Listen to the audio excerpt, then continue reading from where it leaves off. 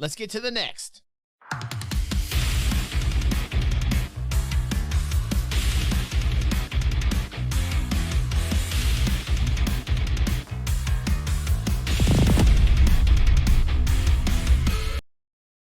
Woo, that's nice. I like that. Thank you, Anarchy, for the new intros. You're killing it, bro. We appreciate your help. Guys, this was such a cool thing to wake up to a few mornings ago. ThrillSeeker, he's a gentleman who focuses on VR and AR and pretty much where the future of gaming is going and the future of video and the future of pretty much everything. And he spends so much money and time on being a tech guru in the space. He's got like 500,000 subscribers, and he basically commented on one of our reaction videos here and said, thank you for reacting to this. You hit a lot of things right on the head. It made me happy to see a lot of enthusiasm and understanding of the project, and the conversations you brought up are great as well. Thanks again, DG. So, wow, that's like a huge compliment from somebody who I consider to be a professional in the space to kind of confirm like a lot of the things that we were talking about on his particular video we were commenting on. ThrillSeeker definitely saying high effort and correctness in what it is that we were watching and saying about a week or so ago. So it's very nice to see ThrillSeeker just taking the time out. He doesn't need to do that. You know what I mean? So let's give a round of applause to ThrillSeeker for being a cool dude. Thank you.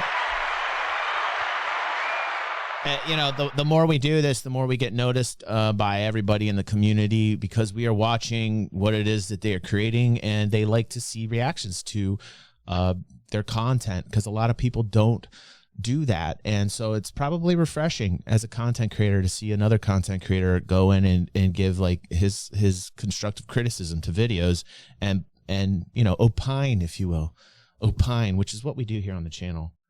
Let's check out something he made, which he talks about, which I talked about last week, which is VR's biggest problem right now. So let's watch this. Also, we're going to talk about Meta and some of the new gear that they're creating, because some of you, you know, we were talking about Zuckerberg and we were talking about Meta and we were like, ugh, you know, but he is actually working a lot in the space to create a VR experience that is cheap, affordable, and will suck in all your data, because he wants that metadata. So he's going to do everything he can to continue to be dominant in the Meta space, which is why he named his corporation from Facebook to Meta. And he's refocusing his efforts in the space.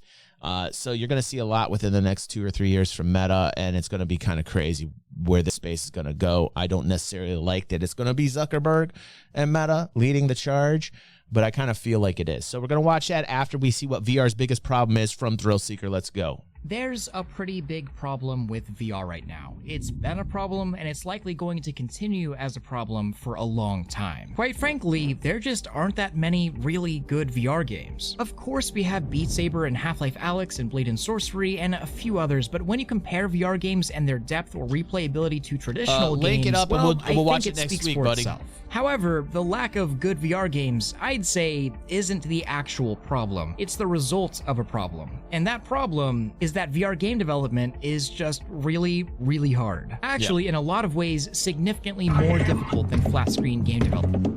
DG White. Oh, thank you so much, Wooks.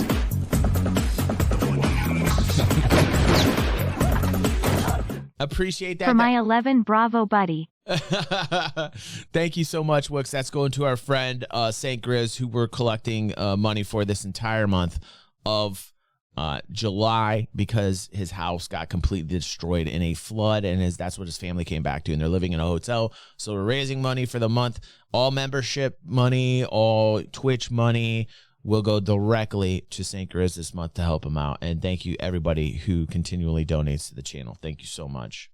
development. Think of it this way. When designing a flat screen game, you're essentially making a window into a game's world. The relationship between the game world, camera, and player are all constants that are predictable and easy to design a game around. Designing a virtual reality game, on the other hand, is like smashing that window and all of its constants and then walking through the window into the game world. As one creative director said, suddenly the blueprints and assumptions you have based on traditional game design do not work in the same way when it comes to VR. It's a completely new way of thinking, and we're still pretty much in a Wild West phase of VR software. We're so in the beginning stages of this. If people think VR has progressed to the point where it's like, wow, they can't believe it, well, just wait till you see what happens in the next 5 years, man. Like within the next 5 years, it's going to be more insane. And I would say in 11 years, it's going to be exactly what we picture as a Ready Player One experience. So I'm going to put this out there right now. I think sometime in 2033, we're going to be able to have that Ready Player One experience with an affordable experience where we can combine all the hardware, right? Because that's one of the biggest problems with the whole industry is the compatibility issues with the physical hardware. Nothing fits together. As we saw, and I will link that particular video we watched from ThrillSeeker, which is his VR kind of Ready Player One experience where he spends tens of thousands of dollars on equipment, on VR equipment. And what he finds is that it's just so beginning stages in this space that none of the equipment really is compatible with each other. So that's what's going to really happen. And we're going to watch a video from Meta next on new hardware they're creating, right? is clearing the path for the first time, and there are no rules. Yes, but I wanted to learn more about why VR game development is so difficult and so different from literally anything else in history. Yeah. So, by the way, Explodo's saying he doesn't enjoy that crap on his face like that. But if you notice that these things are getting slimmer and slimmer and more lightweight to the point where they're not going to be like a lead weight on your face. So for the past they'll year, make it I've where been it's working actually in the same something that you won't mind as a VR game developer. Exactly.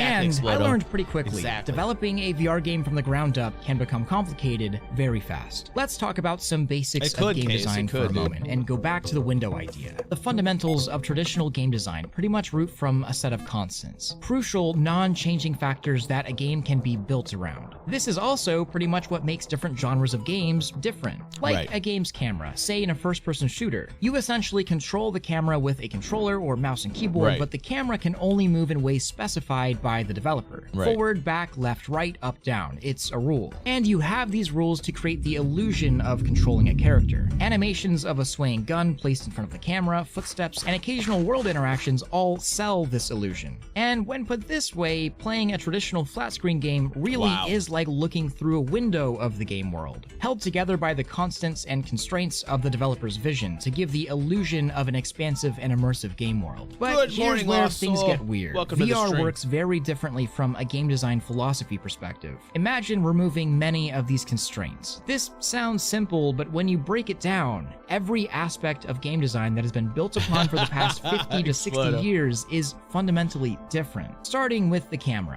In a flat game, I control the camera with WASD and a mouse. But in VR, developers lose total control of the camera. I'm now controlling it with my head and full body movements and a set of controllers for locomotion. Not only do you have to take into account a player's physical position, but also the player's virtual position and have them line up. This means if something is happening and you want the player to look at it, you gotta figure out some other way to do it rather than just taking control of the camera like we've always done. Otherwise, people start getting motion sick. This also means you have to find a different way to tell a story than a traditional cutscene. There's also an entire shift away from gesture-based gameplay found in traditional games. No longer am I pressing R to reload and watching a 4-second animation on my screen. In VR, I am manipulating game objects with my hands to interact with other game objects in a predictable way. Not exactly simulating the experience of an action, but instead gamifying it. And this goes for every single interaction throughout the entire VR game. Think about every time in a game ever that you've opened a chest, pressed reload, paid respect, swapped a weapon, or even just pressed play. Now, you are the one doing the action, and the developer has to create those interactions. Right. It's no longer just a 3D animation that Right. plays out after pressing a button. But typical game world interactions that are inherent to gameplay are one thing. The entire game world being built around interactivity is a whole nother. Flat screen games usually have thousands of props placed within them, placed by developers to make the game look better or add context. But it's not really expected that you should be able to interact realistically with any of these objects. Yeah, I can make a trash can go spinny, but in VR, almost every object potentially can be interactable. And if they aren't, it feels terrible. Immersion is broken immediately. The rule is, if something looks interactive, it has to be interactive.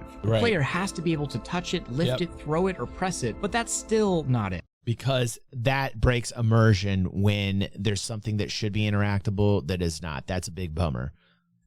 To further push the illusion idea of most flat games, scale is something that is manipulated very often to make the games work or feel Dude, Star Citizen will implement VR. They have to. Like, they're going to have to. They're going to have to figure out a way to make VR compatibility with Star Citizen. I think it's a matter of like when, not if. I don't even think it's a question. I personally think that they'll continue the sales model after they've released the game, whenever that is. And they'll continue the ship sale model, even though Chris said he won't. And what's going to end up happening is that through the many years of this advancing, this tech is going to advance and advance to the point where this is going to be a normal experience for people. Like, anybody that thinks differently is really living under a rock. And they're still going to Blockbuster to get their videos. They've never heard of Netflix. They've never heard of new technologies. They're living under a rock, and they're going to continually think that gaming is just going to stay in this two-dimensional world. It's not. It's really not. And because a lot of us still prefer that, like a lot of people that are in my generation prefer it, and I understand it. I'm particularly not one of those people. I love VR. I love the space. I want to be totally immersed, and all senses. Give me all orgasmic senses, and I'm there. Give me the holodeck on Star Trek. I am definitely going to get lost in it, and I'll be in one of those episodes of Star Trek where you can't get out, but then you get out, but you really don't know if you're out yet, which has always freaked me out. Which was really probably I think the inception of Matrix, because if you really think about Matrix and what Matrix was showing us, it was just an extrapolation or an evolution of everything we already saw in Star Trek Next Generation. I mean, the holodeck was the Matrix. You know what I'm saying? Welcome, Shvez. Shvez? We welcome you. We welcome you to the fam, and it's nice to have you here live on this morning's streams. We are talking about VR's biggest problem right now with ThrillSeeker, who is nice enough at 500,000 subscribers to say that we are pretty dead on in our opinions, and that we were really, great to watch. And it was really nice for him to comment. More natural. But in reality, if this game's door were real, it'd be massive. And this is something that just doesn't work in VR. Most things have to be built to scale. I like when people agree with further, me. if they're not built to scale, they have to be consistent. Because you're immersed in a virtual world, seeing it first person with your eyes rather than looking. Yeah, we have that on the channel, by the way. Sensei says, don't know if someone linked it in the Discord or DJ already saw it. And we did, by the way. And there is a VR tutorial, or somewhat as close as you can get to a VR experience, done by our friend of ours, Planet Wally, who's a super nice kid. We went over that. That is on DG360. You can also find that on Planet Wally. And he gives you a tutorial on how to have a VR experience in Star Citizen. And while you don't have a lot of that depth or that 3D kind of immersion, right? You still get to get an idea of the space of these ships. And Planet Wally said that even though you didn't feel as much depth, you really got a good idea of the, what it is that you bought, like what you're standing in, like your ships especially. He said were so fun to explore the interior in a VR setup. So if you want to know how to do VR in Star Citizen, I think you should just type in Star Citizen VR tutorial on my channel, and you can find that. So you will have all the steps to that. And thank you, Sensei, for bringing that up, because I know we have a lot of Star Citizen fans here, and we're combining the idea of VR and hopefully VR compatibility with Star Citizen in the future. That's really what I want. That's really what I want. At a screen, you naturally can perceive scale much more accurately, meaning you can also tell far easier when something is just off, breaking that immersion quickly. And there are way more challenges to making a good VR game versus traditional flat game. The list goes on and on. And I think, honestly, this is a big reason why many big developers just haven't touched VR. And a lot of the ones that have, well, the games just came out flat. These core principles that developers have trained upon for decades for this kind of gaming just isn't a one-to-one translation to making a good... It isn't. It isn't a one-to-one translation. It's a difficult space for a lot of game devs out there, you know, the VR world. What's up, Felix? Welcome to the stream. Glad to have you here, part of our fam, man. VR game. And the problem isn't that we don't have good VR games, it's that good VR games are hard. Big studios are absolutely capable of making insane VR solutions, but that just doesn't make sense to shareholders. For the extra time, effort, and money required to build those experiences, there isn't a... Yeah, that's why I don't like these public companies like Electronic Arts and Microsoft just buying Blizzard, I mean, which was a crazy move. I did not see that coming. I did not see Microsoft buying Blizzard Activision. That's like that was a flex. That was a flex from Microsoft. Let's be real, like crazy. But that's why I don't like that legacy system of game support or financing. You know, like because they're so dependent upon their shareholders that sometimes they just put out crap. That's why I like this is why I love Star Citizen so much, because when it gets released and it is quite successful, people are going to understand that there is a new evolution to game funding, and that it is through the backers, right? And we talked about this on the Amex video. We talked about it is a good and a bad thing, crowdfunding versus typical legacy funding of video games. And the good is that, you know, there's no time constraints because it's directly from the people that want to play the game. But the bad thing is that there's no time constraints because it's funded by the backers. So it's like a double, you know, like it's like kind of a damned if you do, damned if you don't moment in gaming. And Star Citizen has to prove that it actually can do it. And if it does, then I think you're going to see an evolution in the way the games are funded. And it will bring about better titles. It'll bring about better experiences in the space for sure. Wow. What's up, Cynical? Glad to have you here, buddy. Thanks for joining us. Big enough VR population for it to pay off. Yet. And that's where the exciting part comes in. VR development really is still in the Wild West phase. There are no rules. And VR is being carried on the backs of indie developers, people that are passionate about the medium. And actually, one of those indie studios that we're going to be talking to today is XLab, a developer making something particularly challenging for VR, a multiplayer competitive shooter. And XLab is pretty interesting. Starting from the time I initially talked with XLab a year ago, they've essentially gone from a team of 3 in a dungeon to building a company of nearly 45 employees, turning a passion project into something significantly larger and pretty much dedicating their lives to VR. For a split frame, like see I'm in the map for a split frame. Nice, and it crashed. At its core, Veil VR is a competitive VR first-person shooter. We're really focused on the competitive. That was good, Ash. I like that.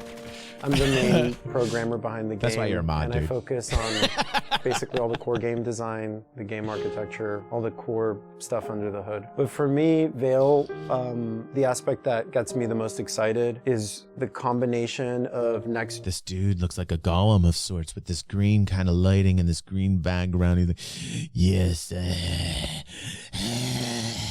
I'm making the perfect VR experience.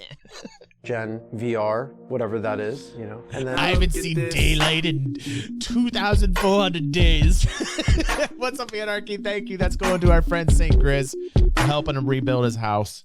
Thank you so much. Good to see you here. Anarchy, we're playing the new intros. Everybody loves them. You're doing great work, Anarchy. Thank you, bro. Where that meets with esports, just because esports to me is right like online. The most precise, insane, crazy, reliable, predictable awesomeness. Because people want to win and they want to know that they're fighting a fair fight in a highly competitive game. But real quick, really, what makes a competitive game competitive, and why? Like zero ping makes it competitive. Like when there's absolutely no lag, and there, you know, low latency, no desync. That's what makes a competitive game. It has to be on an even level. It has to be as close to, you know, 0 to 0 on latency as possible. Why is this idea particularly difficult? Well, chess is known as the most widely played competitive game across humanity, and this is because it's a skill and tactic-based game. Very tactical, there is no right. chance involved. You can't blame the board, We do, pieces, Ash, or we do. rules. If you lose, it's because you were bested. Now, if you apply this idea to a video game, Always, a especially competitive for me, game is Case. generally one that removes the aspect of chance. Think Counter-Strike, Overwatch, StarCraft, games that structurally are predictable and consistent. And doing this for a flat-screen game is one thing. Doing this from the ground Oh up my for God. a VR game, though, is a little different and pretty much hasn't been done before. I originally I haven't became played Overwatch interested in in, like, XLab because they had a a year or two. hyper-focus on really nailing down all of the problems of making a VR competitive shooter. Netcode, performance, latency, gun interactions, spray patterns, the weird VR-centric problem of place-based cheating, which is totally non-existent in any sort of flat game, but it's one of the biggest things in VR. And they believe that solving these problems for VR, problems that have already been solved in flat-screen gaming for decades, but like I said, are fundamentally harder in VR, will allow them and the entire VR industry to move forward in a more positive way. The second you make a competitive game multiplayer,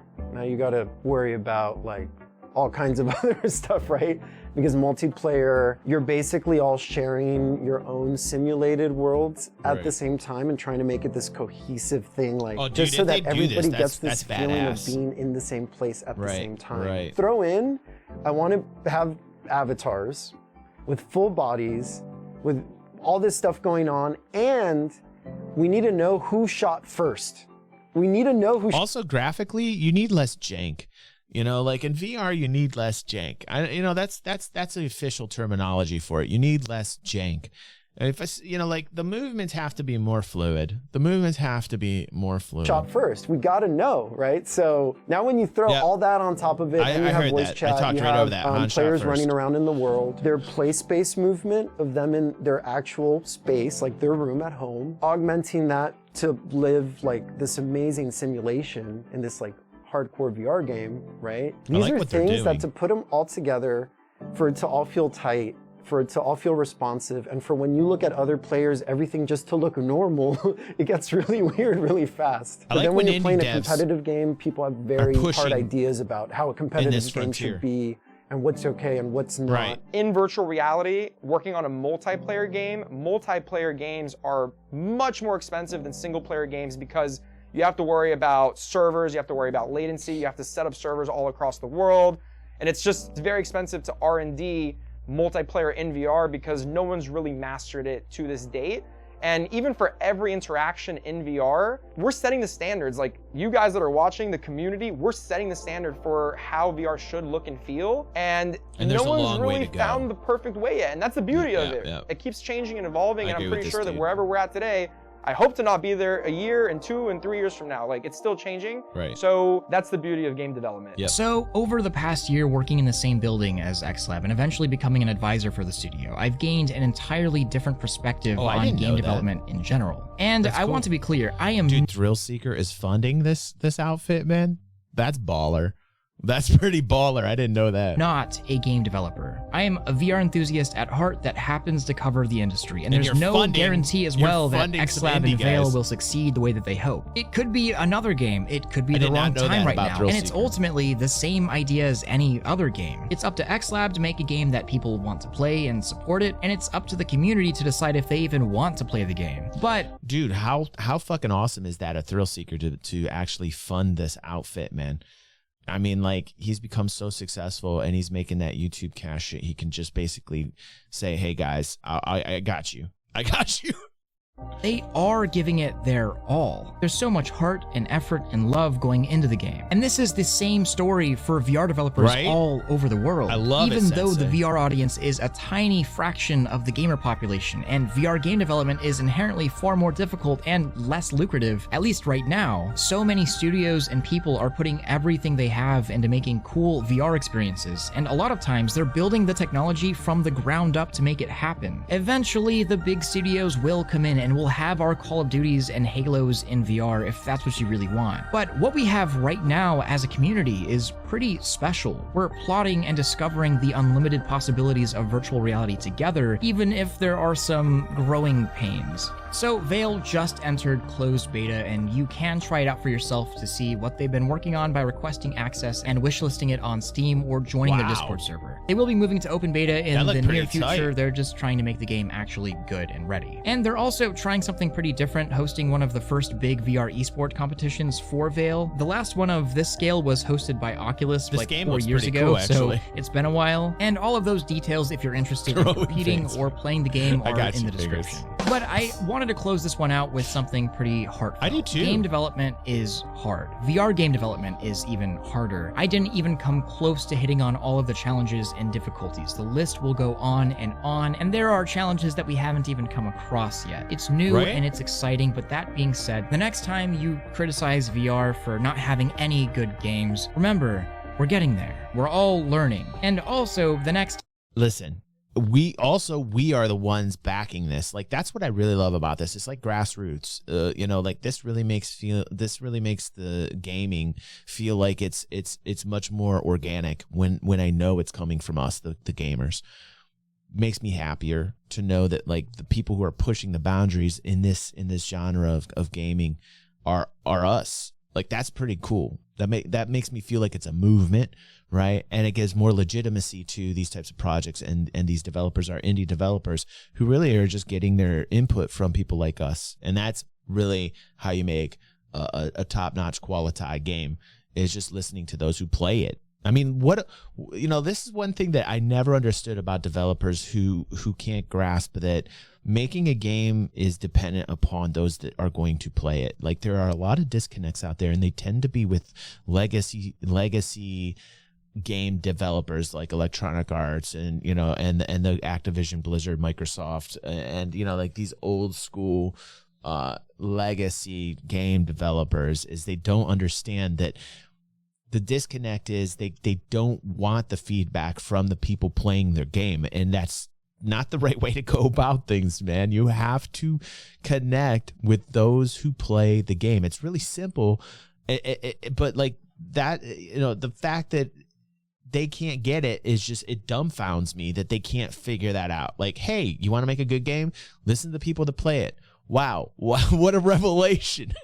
The fact that I even have to say that is crazy, but it's so true that the legacy game developers have just completely disconnected on their audience, and they're just focusing on money and like, how do we bring in more money? How do we suck in more revenue for shareholders and shit? And that's why I love what Star Citizen's doing, and any developer that's really going directly to the people that are playing their experience, right? Connect with the player, right, Felix? right. Such a good comment, Felix, by the way, dude. Like the legacy kind of game developers are saying exactly that. We don't want to connect with the player, we want to connect with the wallet. Right. So good. So very good there, Felix. So very good. Such a great comment, dude. Next time you encounter a bug in a VR game, maybe instead of writing off the whole game or the entirety of VR, maybe we just make it standard for the VR community to give good, constructive feedback to help developers make better games and overall make VR a better place with better games. Remember, the problem inherently isn't that VR doesn't have good games. That's the result. The problem is that making good games are hard. And a lot of the gaming industry at large just doesn't care yet. Investors don't see the value yet, but you can help with that. We're all in this together. Or just get your hands dirty and start making something yourself. There's never been a better time to start exploring virtual reality. So I wanted to say thank you to XLab for being a part of this video. I took them away for a few hours while they were grinding away on the beta, so thanks again. And also, in case people are curious, There we go. That's from ThrillSeeker. I want to just say, hey, thanks, ThrillSeeker, for commenting on one of our reaction videos and basically saying again, thank you for reacting to this. You hit a lot of things right on the head. Maybe happy to see a lot of the enthusiasm and understanding of the project. The conversations you brought up are great as well. Thanks again, DG. And that was from ThrillSeeker. That was from the dude that we just saw this video from. I'm going to like it. I am subscribed. I highly recommend you go over to this guy's channel. This guy's kind of like the pioneer of the VR space. And I really think this guy is a true player in the VR space. And he's putting his money where his mouth is, as we can see. And I respect a man who steps up to the plate and says, here you go. I'm putting a big wad of cash down. I'm using community support to further the gaming experience so that it can evolve and make it even cooler for us as gamers to experience. So fucking awesome. Fucking awesome.